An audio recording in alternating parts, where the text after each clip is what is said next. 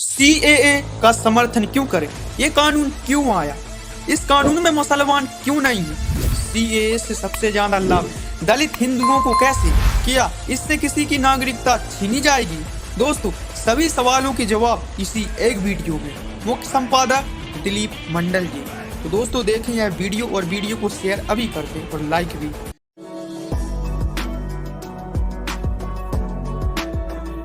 नमस्कार।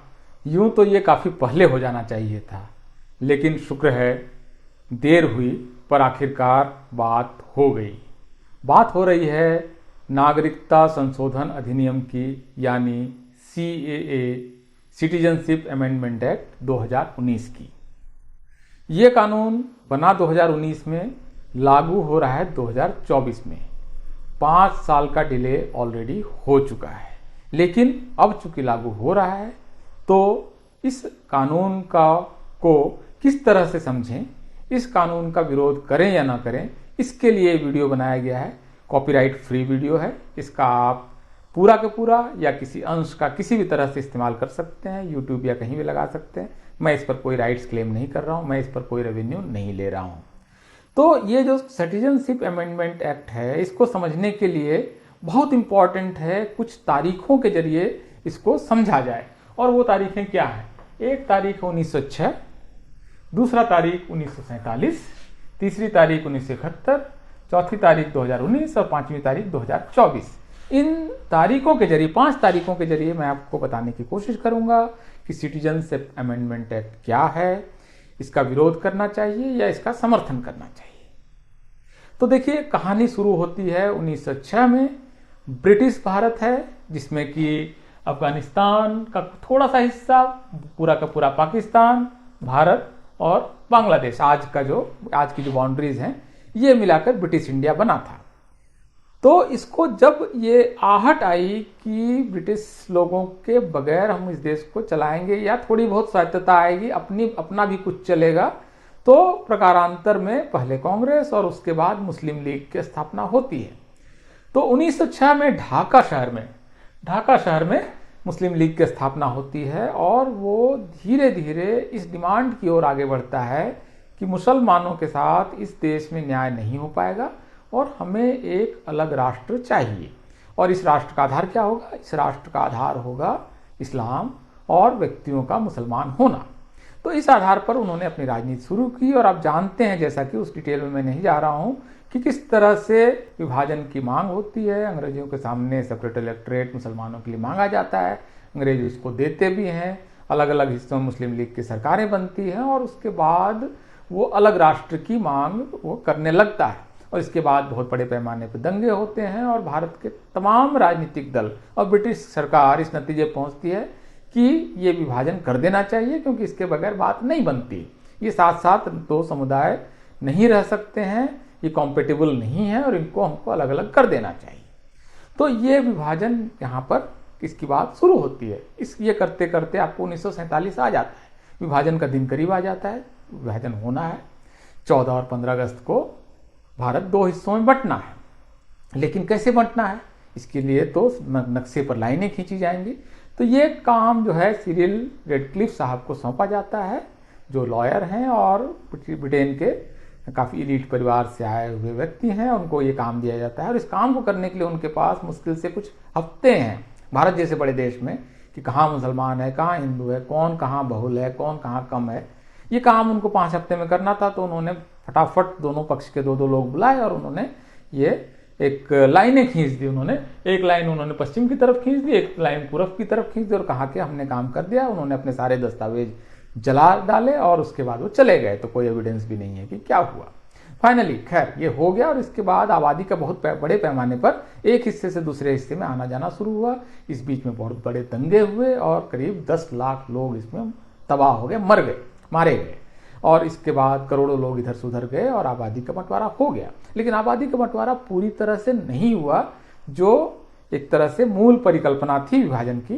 काफ़ी हिंदू पाकिस्तान, जो पूर्वी और पश्चिमी पाकिस्तान है, उसमें रह गए और काफ़ी मुसलमान यहाँ रह गए भारत में बड़ी समस्या इसलिए नहीं थी क्योंकि भारत ने यह तय किया कि आज़ादी के बाद हम एक सेकुलर धर्मनिरपेक्ष राष्ट्र बनेंगे। तो मुसलमानों को यहाँ सारे राइट्स दिए गए जो हिंदुओं के बल्कि कुछ एक्स्ट्रा राइट्स दिए गए, जैसे कि वो माइनॉरिटी इंस्टीट्यूशन चला सकते हैं, अपने मन से चला सकते हैं और सरकार से मदद भी ले सकते हैं, अपने ढंग से रिजर्वेशन के कानून लगा सकते हैं, लागू कर सकते हैं। इसके अलावा उनको अपना सिविल कोड दिया गया कि वो अपने जो पारिवारिक मामले हैं वो अपने ढंग से संचालित करें, अपने धर्म के हिसाब से संचालित करें, ये कोई कॉमन लॉ नहीं बनेगा।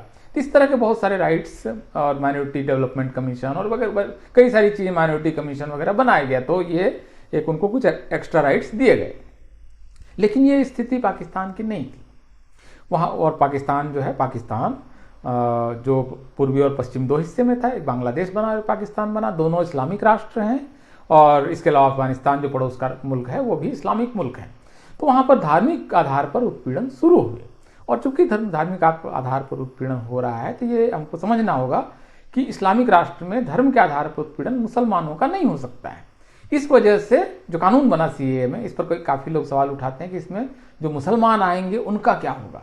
मुसलमान आएंगे, उनकी नागरिकता देने पर कोई रोक नहीं है। आप जानते हैं कि अदनान सामी को नागरिकता दी गई है और ऐसे काफ़ी लोगों को दी गई है, नागरिकता देने पर कोई रोक नहीं है। लेकिन ये कानून एक विशेष कानून है, जो धार्मिक उत्पीड़न के शिकार लोग हैं उनको नागरिकता देनी है। तो इसलिए ये कानून किन पर लागू है?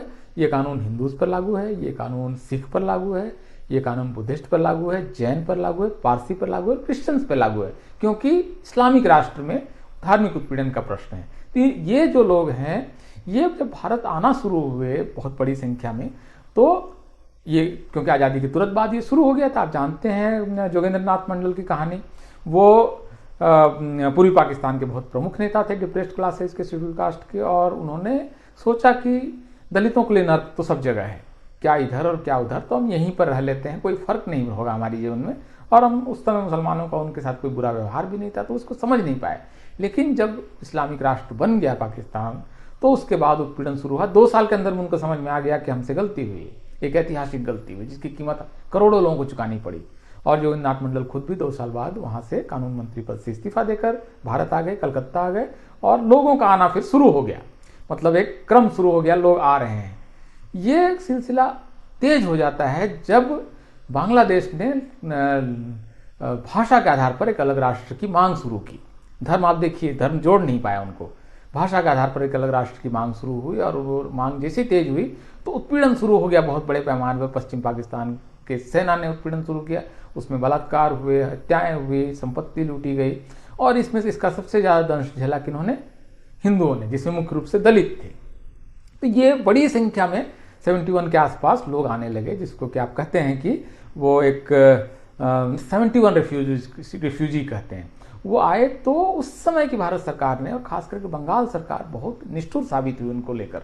बहुत ही बुरा व्यवहार रहा, उनको ट्रांजिट कैंप में डाला गया, उनको दंडकारण्य से लेकर तराई में जाकर फेंक दिया गया, अंडमान में फेंक दिया गया जाकर, एक तरह से उनको बसाया नहीं गया। तो ये सवाल एक पेंडिंग रह गया कि जो इस तरह से लोग आएंगे इनका क्या होगा। भारत सरकार ने उस तरह समय तय किया कि इनको सिटीजनशिप नहीं देनी है, इनको ट्रांजिट कैंप में रखना है। ट्रांजिट मतलब आप समझते हैं, यात्रा करते समय आदमी का जो पड़ाव होता है उसको ट्रांजिट कहते हैं। तो ट्रांजिट में है, ये आए हैं, इनको वापस धकेल देना है। तो इनका सिटीजनशिप सेटल नहीं किया गया, खास करके दलित थे तो इनकी आवाज़ें भी कम थी और कोई सुनने वाला नहीं था इनके लिए। तो ये मामला पेंडिंग रह गया, एक तरह से स्थगित रह गया। तो ये स्थगित मामला जब चलता रहा और एक समय के बाद हुआ कि अब इसका क्या करें, तो जो बीजेपी है उसके घोषणा पत्र में ये इस मामला था कि हम इनको नागरिकता देंगे। तो पहले कार्यकाल में इनके पास तो ये बात वो शुरू हो गई कि देना है। तो बाद के दिनों में होते होते 2019 में एक कानून बन गया कि सिटीजनशिप अमेंडमेंट एक्ट क्या है? ये सिटीजनशिप देने का कानून है। सबसे पहले तो आप इस बात को समझिए, इसमें किसी से कानून छीन लेने का कोई प्रावधान नहीं है। और कानून क्या है? अफगानिस्तान, पाकिस्तान और बांग्लादेश से जो लोग धार्मिक उत्पीड़न के कारण भारत आएंगे, 31 जनवरी 2014 से पहले जो आ चुके हैं उनको इलीगल नहीं माना जाएगा, इलीगल इमिग्रेंट्स नहीं माना जाएगा, और उनको नागरिकता देने की प्रक्रिया शुरू होगी। ये है कानून।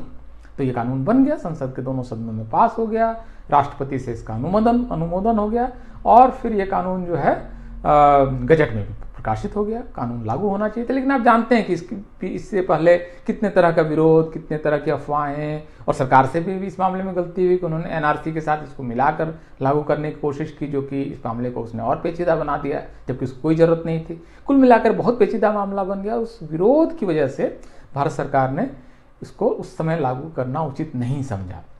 लेकिन वो डिमांड तो थी, वो डिमांड बंगाल में और तमाम जगहों पर जो रिफ्यूजीज हैं उनको डिमांड आती रही।